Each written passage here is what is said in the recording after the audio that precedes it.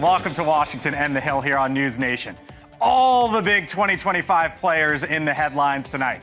Trump, Putin, Xi, Musk. So why is KJP top of the fold as well? What Joe Biden's former press secretary is saying tonight, including ditching the Democratic Party, plus threats from China, an arrest involving a biological pathogen, how the FBI nabbed a scholar from one of the country's biggest universities. Also tonight, factories in focus. The man who represents the nation's biggest manufacturers, here with us tonight on what has actually happened since quote-unquote Liberation Day. But first tonight, here from the Hill, kill the bill. That is the new demand from Elon Musk this evening, leaving some Republicans puzzled. Elon and I left on a great note. We were texting one another, happy texts, Monday. And then yesterday, 24 hours later, he does a 180 and he comes out and opposes the bill. And it surprised me, frankly. And I don't take it personal. We don't take it personal. But that's not the only challenge that is facing President Trump this evening. Hello, good evening. Thanks for being with us tonight here on the Hill. I'm Blake Burman. President Trump firing off an overnight post saying China's Xi Jinping is hard to make a deal with. He then revealed a phone call as well with Vladimir Putin this morning. And Putin made it clear that the attacks on Ukraine aren't going to stop anytime soon. Joe Khalil in a moment on how the leader of the Republican Party is now handling this Musk moment. But we begin with our Robert Sherman live at the White House on the foreign foes that the president continues to deal with this evening. Robert? Hey there, Blake. And the president speaking by phone with Russian President Vladimir Putin today. In terms of how it went, well, here's a big takeaway. The president saying that it was a good conversation, but not a conversation that will lead to immediate peace. President Putin did say, and very strongly, that he will have to respond to the recent attack on the airfields. That attack the president referring to is the drone operation carried out by the Ukrainians, hitting Russian aircraft thousands of miles away from Ukrainian soil.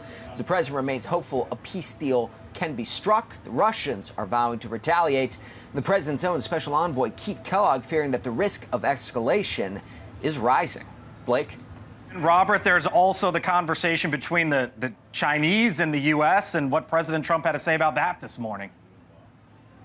Yeah, right. The White House says that there will be a conversation between Presidents Trump and Xi this week, but the president saying this today, quote, "I like President Xi of China, always have and always will, but he's very tough, extremely hard to make a deal with." That was a Truth Social the president sent out earlier today. There it is on your screen right now. The president does want to get a trade deal done and cut into this trade deficit the U.S. has with China.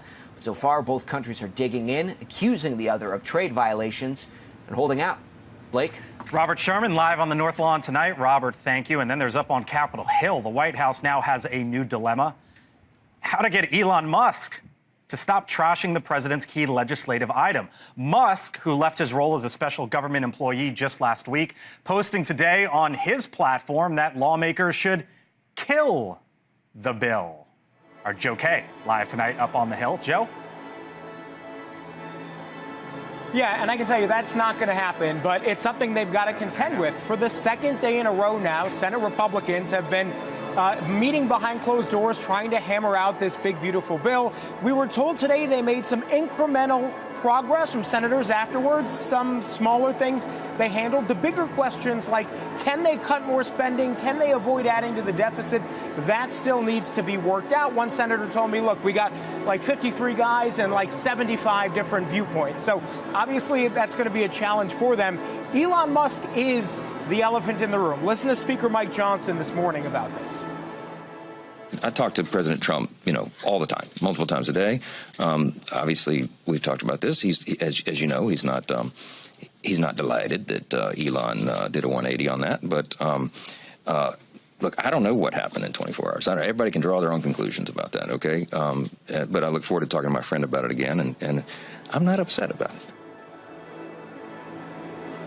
So, Blake, we were asking senators today, does what Musk says matter? Many of them came out of the meeting today, said, actually, no, they don't think so. They're in the room doing the work. They're policymakers, and they said a lot of it is just noise. All right, our Joe Khalil live tonight up on Capitol Hill, the opposite of a golf voice there, trying to Talk over the music in the background, Joe. Thank you. All right, so here's a breakdown of what is in the big, beautiful bill. It extends, for example, the 2017 Trump tax cuts, raises the cap on state and local tax deductions, known as SALT. It eliminates taxes on tips for many, a major campaign promise of the president, and makes major changes as well to Medicaid.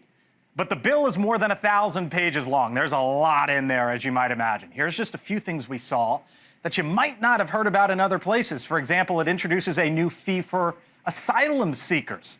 It deregulates gun silencers, puts funding towards America's 250th anniversary celebration next year. It limits certain tax breaks for sports team owners and prevents states from regulating AI for 10 years. The last one there, if you were watching us last night here on the Hill, you know that caught the eye of the Congresswoman Marjorie Taylor Greene, who voted for the bill when it passed the House, but now wants that AI provision removed.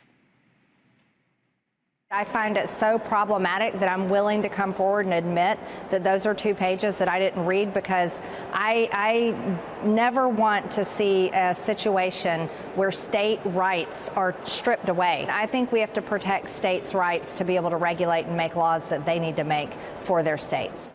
All this, of course, as President Trump meets with Republican senators who, depending on sort of which senator you talk to and whatever their issue is, some of them are worried about the total cost of the bill and its potential impact on the national debt. Lots out there on this day. Mark Short joining me now, former Chief of Staff to Vice President Mike Pence, and Elizabeth Pipko is the former spokeswoman over at the RNC. Hello to you both. Thanks for being here. Appreciate it. Thanks for having me. Those are 3 big challenges before the president, right? You've got all of a sudden this Musk moment. You've got China and you got Russia. Let's start with the big, beautiful bill. You were the one of the very big key players in the first tax bill in 2017. Elon Musk all of a sudden sort of inserting himself into this. Joe K sort of hit on this, Mark. Does that matter at the end of the day? I think it matters, but I don't think it's consequential. I think because we're now having negative, news cycles continuing to talk about this. But I think we all need to take a breath and recognize when you have a bill that's this large, it's not going to be perfect.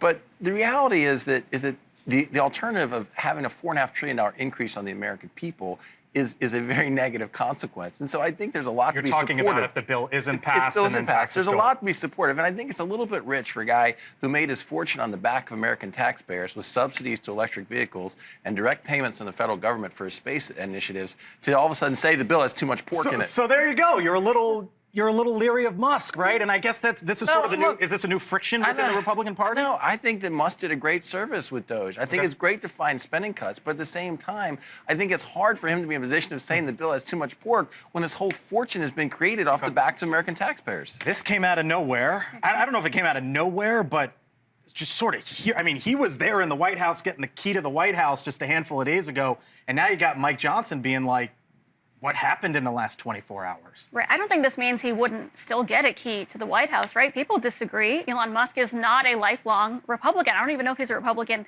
right now. So his opinion is not that relevant on this. At the same time, it's also nice. You don't think it's relevant? I don't think it's relevant to Donald Trump or most Republicans. I think people are curious what's going on in his mind because he's been a key player for the last, couple of months. No threat to primaries? Because he's basically saying out there, look, if you don't do certain things, we're coming after you in 2026. Let's not forget, before all of this happened, before Donald Trump won in November, he was not really involved and decided, look what is on the ballot, look what I have to do with this decision, and decided to obviously get behind Donald Trump. So the fact is, when the primaries come around and he has to make a decision, I'm pretty confident he's going to back Donald Trump and Republicans anyway. We learned this morning the president's schedule was basically kind of wide open. And I was wondering, what's going on? This has been a couple days now. And Elizabeth, now we know he was talking to Vladimir Putin for about an hour and 15 minutes or so. President Trump says Putin made it very clear. Russia is not going to stop bombing Ukraine anytime soon. He said it was a phone call about attacks on both sides. It was a good conversation, but not a conversation that will lead to immediate peace. Where does Trump go from here now? Because he talked about solving this thing on day one. He did. Look, I think when it comes to Donald Trump, he has to answer for a 3-year mess. The fact is that Donald Trump was there when Putin initially invaded. I don't think what happened would have happened. I think in April of 22, there would have been a chance for America, Donald Trump, to not get in the way of the agreement that was supposed to be made. The war would not have continued on, and now we're in this mess. The fact is Donald Trump isn't called an isolationist. He's not. He's talking to Putin. He's talking to everyone involved. He has an envoy on the scene. The fact is he wants to do whatever it takes for peace, but with that comes serious challenges. Do you think that Trump thought he would have these, as Elizabeth said, serious challenges right now with Putin? Or do you think he thought he would have had this solved and sort of what's the next move here? I think he knew that the challenge was. I think he probably assumed he would solve it faster. But, you know, I long for the days that Republicans actually had a position to say that when a former KGB dictator invades a country, slaughters women and children, steals children, brings them back across country lines, that your position would be to say, let's allow Ukraine to defend itself. That's the fastest way to peace. So that's the position of your old boss, Mike Pence, President Trump's, of course, in the first Trump administration, Blake. Yeah. I mean, let's be honest. Putin doesn't want peace. Putin wants Ukraine. The time has come for President Trump and the U.S. Senate to enact harsh sanctions on Russia and increase military support for Ukraine. Let's keep in mind, it was the policy of the first administration. It was the one that actually prevented Nord Stream 2. It was the Trump administration that actually took out 100 Russian mercenaries in Syria when they crossed the red line. The president of the first administration was very tough on Russia. And so I welcome the chance to actually return to those same policies that I think contained Russia. Do you think he needs to return to what Mike Pence is saying there? I don't. I think the fact is Joe Biden, for 3 years, funded this war, and look what happened. There is no way that continuing to fund this war is proven to actually end anything. The fact is people don't want to talk about it. Look at the effort going on to keep Iran from a nuclear weapon. Russia has a nuclear arsenal bigger than really anyone out there except for us. So if we do end up in World War III, as Donald Trump calls it, who has to stop it? The United States of America. All right. The Biden administration tied the hands of Ukraine with the weapons that were provided. They never allowed them the freedom to actually defend themselves. Let's go back to returning to that policy like it was in the first Trump administration. So if that's Musk and then that's Russia, let me end here with China, because the president said today, by the way, and I'm not equating all these, but these are three of the big ones before him. He said he had a phone call or he said Xi rather is very tough and he is extremely hard to make a deal with. I keep reminding people that from the very first tariff in 2018 to the phase 1 trade deal at the end of 2019, that was 20 months, Mark. And I'm just wondering here if Trump is sort of starting to remind the American people, you know what, this could take a while with China. I think that's okay. I think the American people can be supportive of tariffs against China because I think they are our nation's greatest adversary today. I think that's what the president did well in the first administration, was rallying the world to focus on China. I think the challenge is when you assess tariffs across the globe universally, to friend and foe alike, it's harder now to rally our allies against China, number one. And number two, I think that for China, what they've seen is this when you have this tariff policy universally and the bond markets react as they did, I think Xi probably feels like he can wait this out because he knows that there'll be a negative consequence in the market. Is that what he's doing here? You know, I can't speak for him, obviously, but I don't want to.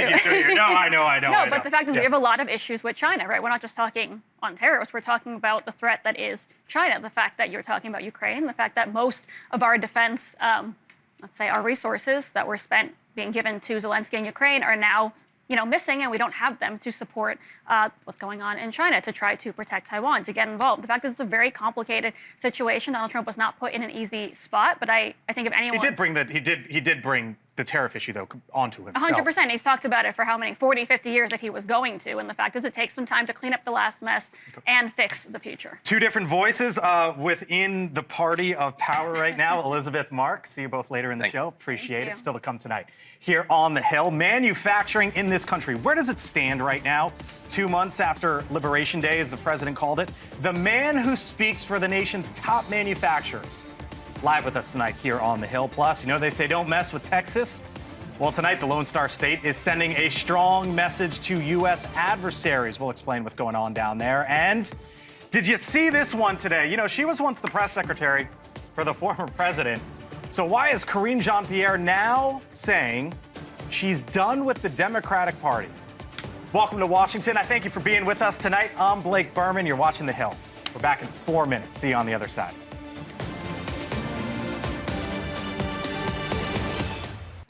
All right, welcome back here to the Hill on NewsNation. Did we just see a potential red flag for the job market? The payroll firm ADP is reporting the private sector employment only added 37,000 new jobs in May. Economists had predicted a much higher number, 110,000. It's the lowest level since March of 2023. And if you look at this chart, here it continues a downward trend that started late last year. Now, one of the big goals of President Trump's tariffs is to bring back American jobs, especially manufacturing jobs. Right now, nearly 13 million people are employed in manufacturing, according to the National Association of Manufacturers. The sector contributed nearly $3 trillion to the country's GDP last year. That's why we wanted to hear from Jay Timmons tonight. He is the president and CEO of the National Association of Manufacturers. It's been roughly 2 months since quote-unquote Liberation Day, and Jay Timmons is back with us now. Hello, sir. Good to see you. Thanks for being in tonight. I kind of wanted to just sort of a status checkup from you on where things stand, because we got to read today on sort of manufacturing and where it is, but I wanted to show you a 5-year chart. And it shows sort of how COVID, there was a manufacturing boom, right? And then that came down, and there was a pickup at the start. Here it is, of the Trump administration, but it's dropped. And so when you look at the 5-year picture, it's that. What are you seeing, I guess, over the last 60 days or so, given the president's policies? Yeah, I think people are really looking at the future, and they're trying to be steady at this point, to be honest. But there is caution. There's no doubt about that. Okay. You mentioned job openings, or the number of jobs that were created. We have 382,000 open jobs in manufacturing, so we're hiring. Okay. And we're going to need more and more people, especially as some of these goals are realized that the president has set for manufacturing. How come you can't fill them? Well, what's the challenge? There's a lot of reasons that number has been pretty consistent over the last several years, and the challenge is we have to have more technical training for so many young people and folks that want to make a transition in their career. Hoping you could square this for me, because we keep hearing from, or we heard, I should say, from Jay Powell, the chairman of the Federal Reserve, that the economy is, in his view, doing just fine. Watch. We believe that the current stance of monetary policy leaves us well positioned to respond in a timely way to potential economic developments. He said the economy is doing in just fine shape, but then we see the president with a post out overnight saying, you know what, Xi Jinping is hard to deal with. Yeah. So if the economy's fine now, but this big question about China still overhangs, how does that impact the manufacturing world and what you're hearing and seeing from companies? Well, look, I think uncertainty can be a killer of economic progress, and we have uncertainty right now. In fact, we released our quarterly outlook survey for the second quarter. We had a pretty precipitous drop in manufacturing optimism from 70 points in the first quarter to 55 points in the second quarter. But look, here's the good news, right? Yep. We could talk all day about I want the good news, so give it to me. The good news is we have a president that is laser focused on growing manufacturing in the United States. And he's doing that in a couple of ways. He's providing some carrots. If you look at the tax bill, I mean, we are working really hard to get that through. That's especially important for small manufacturers. It's especially important to preserve 6 million jobs that'll be lost if that bill doesn't get passed. He's doing it in the regulatory space, making sure that regulations are rebalanced for us to be able to compete more successfully around the world. They're focusing on workforce development through the Department of Labor, which is great for manufacturing to fill those jobs we talked about. And then there's a stick. And the stick are the tariffs. And honestly, manufacturers, that's the one thing I always hear from manufacturers is, where are we going with this? We have a little over a month to get 89 trade agreements done. But here's the carrot that is possible with that. We're going to be presenting to the administration tomorrow the manufacturing investment accelerator. So tell me about that, because you are going to the White House, or at least presenting this to them. What are you trying to get out of them? What is it? What are you trying to get out of them? So we want to help the president attract investment here to the United States, the same goals that he has. We want to invest and grow jobs here. And this program has 3 main components. The first is a speed pass, if you will, to provide a license for duty-free treatment of critical inputs. So think critical minerals. You had a segment on that in the last half hour, right? We can't get those here. We don't mine those here. We got to get them here. We don't want them to be more expensive. Machinery that goes on a shop floor for a new facility that you're building. If we don't make it here, let's get it in here duty-free. And then the second component is really an investment accelerator rebate. If something has to be tariffed, then if it is used to grow manufacturing investment in the United States, let's have a rebate. The third component is a quarterly dialogue with administration officials to make sure that this is all going the way that they want it to go. Can you imagine President Trump in one of those meetings saying, I'd actually love this. We need more investment in the United States, and being able to have that back and forth about this is what is working and this is maybe where we need a little bit more. All right, let us know what happens. Letting the White House know. We're pretty excited. You are excited. Yeah. I can tell. Jay Timmons, thank you, sir. Appreciate it. We'll talk to you again soon. Again, a checkup. Let's do this again in a month or so. You got it. All right, still much more ahead here on the Hill. A major smuggling bust. We're not talking about drugs here, though. How two foreigners tried to sneak a deadly biological pathogen into the U.S. Plus, the U.S. and China currently in the trade standoff, but a different battle is taking place right, potentially, in your backyard on the other side.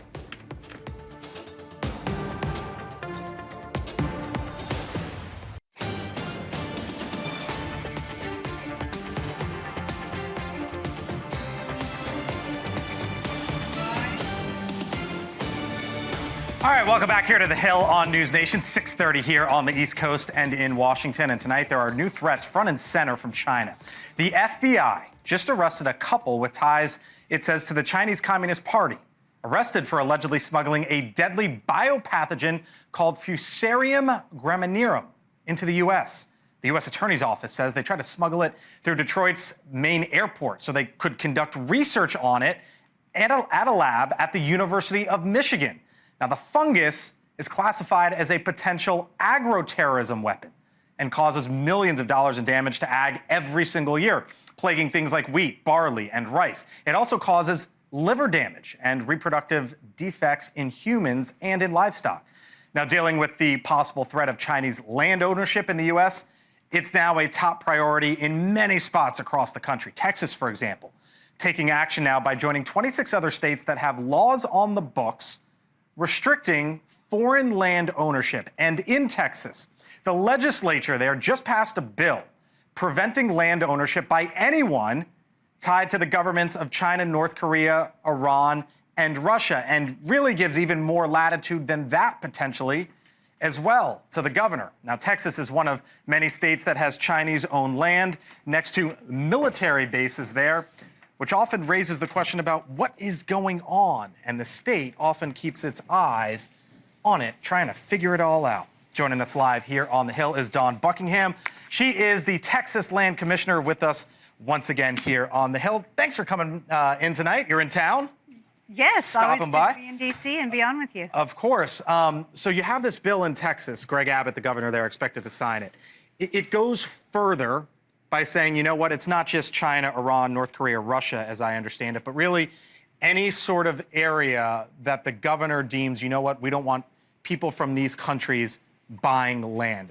Explain why you're doing this in Texas. Well, you know, several years ago, we had a high-ranking Chinese general bought a very large piece of property adjacent to an Air Force base, built a landing strip on that land big enough to land any jet manufactured, i.e. any big military jet, and then built a wind farm and tried to tie into our grid. We realized that that was really a mechanism for destabilizing our grid, really a mechanism in causing problems for our bases, and so we blocked him from being able to tie into the grid. Since then, we've been talking about how to block these foreign nationals from hostile countries from buying Texas land. You know, it's not your state, but in Arizona, not far away, Katie Hobbs, the governor of there, just rejected a very similar measure. And the worry there from her is that it could be arbitrary enforcement. So what about that argument of, you know what, you might be going after certain individuals from certain countries who maybe shouldn't be? Well, our bill has protections in it for just that reason. You cannot be living in the United States. You can't be a resident. You have to be a foreign national from one of these countries listed on the list for 3 years. You have to not be living in the United States, and it has to be real property. It has to be mining, agriculture. There has to be a significant amount of commercial value to it, something like that. Tell me about Fusarium graminearum. I believe, did I say it right? I think you did. Okay, because this is the big story from the FBI today about this this Chinese couple over at, one of them is a scholar at the University of Michigan, arrested for basically agricultural terrorism. You've dealt with some of this in Texas, or at least know about it. What's the issue here? What's the worry? Well, the issue is it can not only cause irreparable damage to crops, it hurts humans and animals alike. reproductive issues, liver failure, things like that. There is no doubt, I believe that they have evidence that it was coordinated, that the intent was to smuggle it in, clone it, and use it as a bioterrorism. This is unacceptable. You know, the Chinese passed, I believe it was the Intelligence Act back in 1917, that basically said any one of their citizens has the absolute duty to pursue and carry out the Communist Chinese Party's plan with regard to espionage and everything else. And so citizens are bound by their government. When you say bioterrorism, that doesn't, it sounds scary, right? It is scary. And do you think that this is just sort of a one-off? No, I think they're coming after us. I think China has a 100-year plan for world domination. They've printed it in books from decades ago. I think it's the tail end of their plan. I think bringing in a weaponized fungus that could decimate crops and cause harm to humans as well as livestock is a real threat. We saw, you probably haven't been asked about Ukraine much, but we saw the drones that Ukraine used in Russia to take down the bridge in Crimea. And the reason why I bring it up is because now there's this conversation about drones and here stateside in the homeland, how open we are maybe to sort of this new age warfare, new age technology. The head of the Army was testifying about drones up on Capitol Hill today. I want to play for you what he said, and then I'll get your reaction on the other side. At a cost of a mere tens of thousands of dollars, Ukraine inflicted billions in damage, and drones are but one example of a broader shift. The Army needs to keep pace. In my first 3 months as Secretary, General George and I have been immersed in understanding why the Army has been slow to innovate. The reason why I ask you about this, Dawn, is because as the land commissioner there and sort of thinking about who owns these lands and what they may or may not do with it, have you ever broached this idea? Because now it's becoming a real topic and a real conversation of, could someone else put a drone on their land and use it against the homeland here? You know, it's very interesting as we actually have pretty strict laws in Texas about drones. If you cross your own property line, it's a criminal offense. If you interrupt a hunt, it's actually a felony. So we actually have several laws on the books. Bad actors don't care about laws, you know that. That is true. So I guess the question is, do you think this becomes a conversation going forward sort of at the state level here and when you think about what's going on there? I think it absolutely is. Okay. All right. We'll leave it there. Dawn Buckingham is the land commissioner in the state of Texas. Thanks for being with us tonight. Good to be here on the Hill. Appreciate it. Still to come tonight. A familiar face from the Biden era back in the headlines. You remember her? Karine Jean-Pierre announcing really a couple things today. One, she's leaving the Democratic Party. But two, she's got something else on the horizon as well. What is this all about as the questions around the past president continue? You're watching The Hill here on NewsNation. Tonight on NewsNation. My brothers and sisters, let's get after it. A special 2-hour edition of Cuomo, Bill O'Reilly, Stephen A. Smith taking your calls and questions. A special 2-hour edition of Cuomo tonight at 8, 7 Central, only on NewsNation. All right, welcome back here to The Hill on NewsNation. Many know Karine Jean-Pierre as one of the main faces of Joe Biden's presidential administration. After all, it's one of the big reasons why you have a White House press secretary. Their job description is essentially to deliver the president of the United States message to the media, to the American people, to the world. And that was Jean-Pierre's job for basically the final 2.5 years of the Biden presidency. Moments from her that included famous exchanges like this. I could speak for the president, and he said he would not pardon his son. Would the president pardon or commute his son if he's convicted? So I've answered this question before. It was asked of me not too long ago, a couple of weeks ago, and I was very clear, and I said no. 64% of the American people agree with the pardon. All right, so that was obviously just one issue, right? But Jean-Pierre today, back in the news, announced that she is no longer a Democrat. Jean-Pierre releasing a new book as well, which describes the Biden White House as quote-unquote broken, or at least announcing the new book.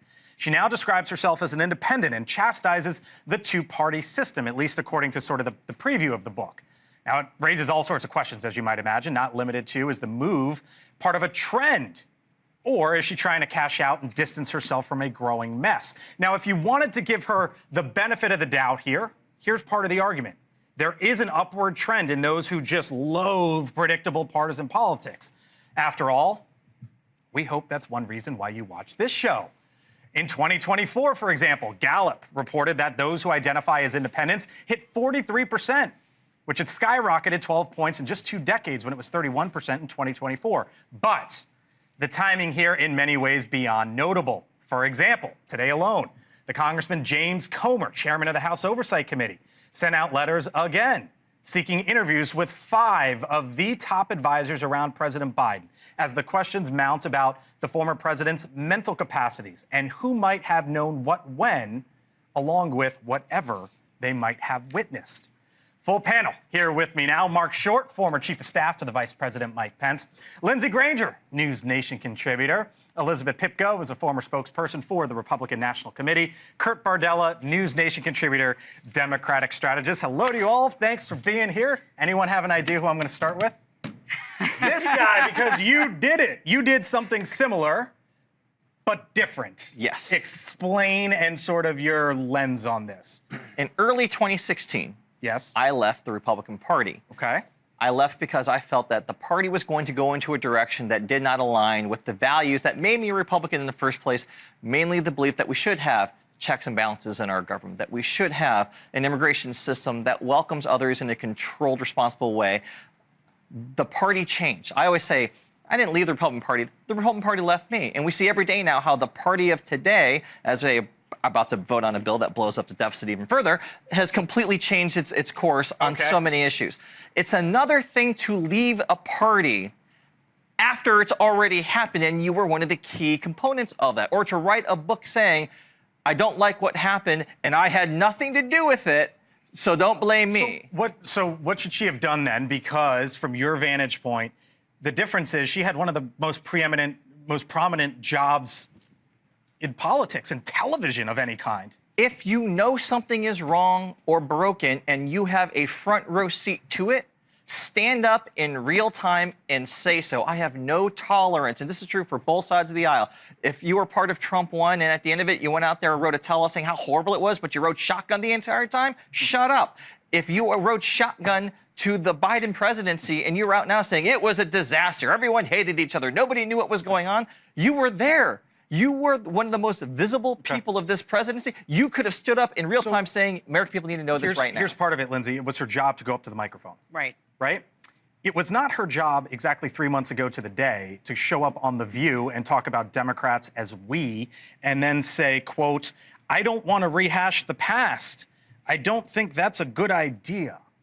Yeah, you and I talked about this earlier. My first reaction was immediately, oh, no, she's trying to sell a book. But I had some time to think about it. And I actually really commend her decision. You know why? Because I went back and watched that interview on The View. I did too, yeah. And she said she wants to know, or she thinks that the Republicans have some questions to ask themselves. Are they the party that's not going to challenge Trump and and continue to allow him to skip over Congress on real issues? And are Democrats the party that are not going to say, who are we? Where is the imminent change that we're making after this terrible election loss? What are the plans forward? And I think after 5 months into Trump's presidency, to not see much change or not have a party that's emerging a new leader, after years of complaining of what Trump did the first time, maybe she is amongst those young people that are also ready for something different and don't want to be blindly allegiant to a party that's not serving them in any real way. And I think that we should start opening up the conversation to where real Americans stand, because I don't think Americans are on the fringes of either party. I think most Americans are center left or center right. And I think she's representing the people that are allowed to have freedom of thought in these moments and say, hey, I don't like the way Trump behaves, but I also don't like what Democrats presented to me as an alternative. You told me, Mark, you were recently with her at an event, and you were speaking together at an event. How do you view all this? Look, I feel like there's a lot of senior Biden advisors who need to answer the American people about hiding the president's physical and mental inabilities to be president of the United States. Having said that, I think that Karine's a sincere person. I don't agree with her on almost any issue, but we should remember that Karine was an activist for LGBT activities. She was an activist for MoveOn.org long before she became a partisan Democrat. And so I don't question her sincerity on this. I also don't question her sincerity. However, I will say, Mark, you just brought up having to answer for the last administration. There's 2 issues. There's A, the collapse of the Democrat Party, the loss of, communication styles and messaging, the loss of Black voters, Hispanic voters, the loss to Donald Trump. And B, there's the question of standing up and actually telling people the truth when you saw that Joe Biden was incapable of continuing the job that he had in the Oval Office. And maybe she won't have to answer as much for Democrats, but she cannot separate herself from being the person that was the face of the administration and lied for 2.5 years about Joe Biden doing his job. The one question that I have is if she had left the administration and was able to follow in the suit of Jen Psaki and had gotten a show at a certain network, would we be having this conversation today?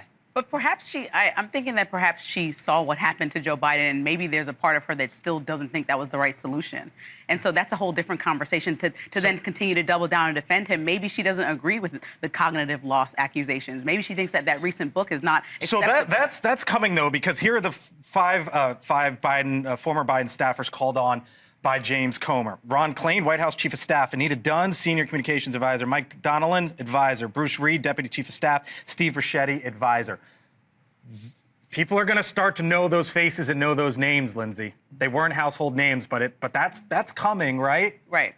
Because people are looking for real answers. And I think she should be in that conversation, but we don't know all the details of the book. And it doesn't seem like another tell-all about how bad Biden was and how much of a poor choice he was to continue running. And while she might have to atone for being part of that decision, she still can say, I believe that Joe Biden should have followed this through, whether you agree with her or not. That could be her stance. And then she's really just falling in line with what she truly believed. So Charlemagne the God had Eric Swalwell on, Congressman, Democrat, California, the other day. Charlemagne the God hosts one of the biggest talk radio shows in the country.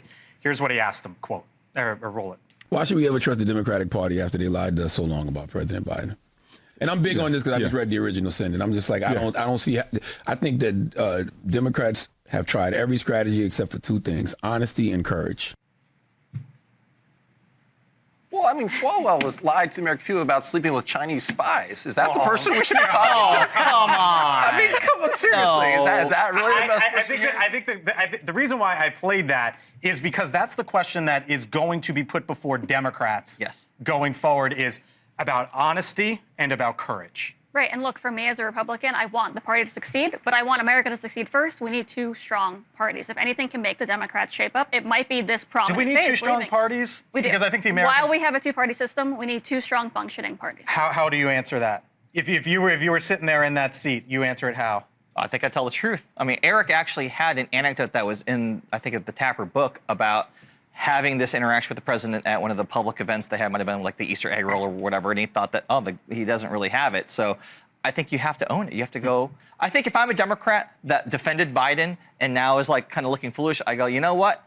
On any day, I will take a cognitive decline to Joe Biden over what we have with Donald Trump and move on. That's the answer I'd give. I mean, Democrats had an old coalition of working class Americans, and they kind of left them starting in the 1970s when they started pursuing this professional college-educated class. And so once you start losing them in the conversation and then not telling the truth, you're no longer the trusted party. So you have to have a conversation that's actually like, hey, Trump was so bad. We just wanted anybody to beat him. We know you went for that the first time, and we're sorry that we did it the second time and it didn't work. We dropped the ball. Let's pick up and start again. I jumped on you, so I'll give you the last word here. Look, I mean, I think the American people elected Donald Trump because they wanted to return to the first administration policies. I fear that's not what we're getting, but I think that's why they elected him. And I think that in 2020, in the midterms, reality is that Americans will be looking for what is an alternative to what's in power. Democrats need to figure this out by 2028, less so by 2026. All right, we'll leave it there. Thank y'all. Appreciate it. Still to come tonight here on The Hill. You know the names, Amazon and Meta, right? There were two stories, different but sort of separate, or similar, I guess, that caught my attention over the last 24 hours. I'm going to explain to you why I'm bringing up these two companies tonight, my take on the other side of the break. And coming up on the other side, oh, look at that. There's what is this? The summer soiree. What they used to call this, Mark? Well, it used to be the congressional congressional picnic, right? Yeah. That's a live look over at the White House. They have a big gathering over there. Elizabeth Vargas will bring you live coverage of that, including if the president speaks here on NewsNation. My take, other side of the break. Stay with us here on The Hill. What's that?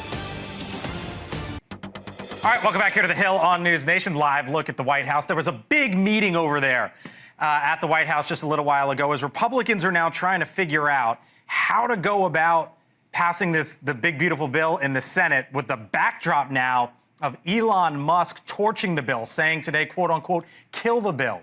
Senator John Thune, the majority leader in the Senate, emerged out of the West Wing after that meeting, said this. We understand that it's about 51 and 218. So we will work with our House counterparts and with the White House to try and get that issue in a place where we can deliver the votes and get the bill across the finish line. All right. They're going to have lots of questions on that in the upcoming days as they now have to figure out how to tweak the bill and how to deal with a lot of the noise in the backdrop as well. Time for my take now as we end the show tonight here on the Hill. You know the names, right? Amazon and Meta. They are two of the biggest companies in this country over the last 2 decades or so, let's call it. And there are 2 headlines over the last 24 hours involving both that caught my attention, and they have nothing to do whatsoever with your digital shopping cart or your social media. Amazon today announcing it's investing some $10 billion in North Carolina. Pop up the image. Okay, live look. Forget my take. Who cares what I have to say if he's talking? The President of the United States at the White House right now.